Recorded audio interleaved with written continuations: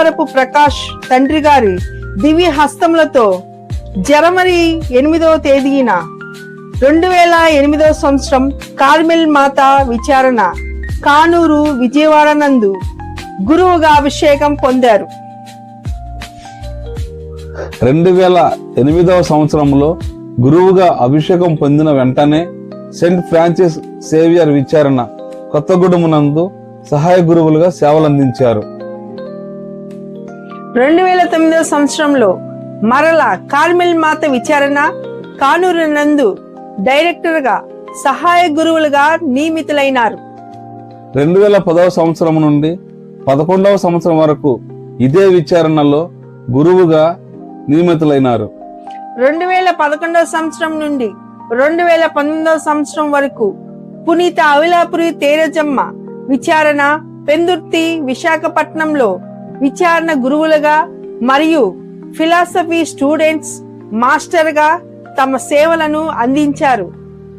2014 సంవత్సరం హుద్హుద్ తుఫాను కారణముగా ధ్వంసమైన దేవాలయ నిర్మాణానికి నాంది పలికి 2019 సంవత్సరం జూన్ 5వ తారీఖు నాటికి పూర్తి చేశారు.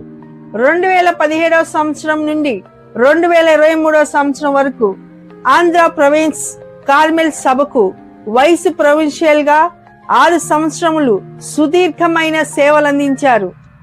2023 సంవత్సరం నుండి ప్రస్తుత సమయం వరకు కార్మెల్ మాత పుణ్యక్షేత్రం విచారణ గురువులుగా మరియు ఆశ్రమం సుపీరియర్ గా తమ సేవలు అందిస్తున్నారు.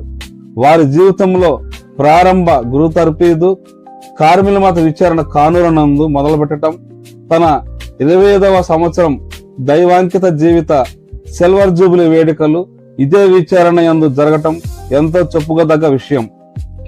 మన విచారణలో వర్షాకాల సమయంలో భక్తులు పడుతున్న ఇబ్బందులు గమనించి మన అందరికీ ఇంత చక్కటి ప్రాంగణాన్ని కల్పించిన ఘనత మన ఫాదర్ శౌరి గారికే దక్కుతుంది.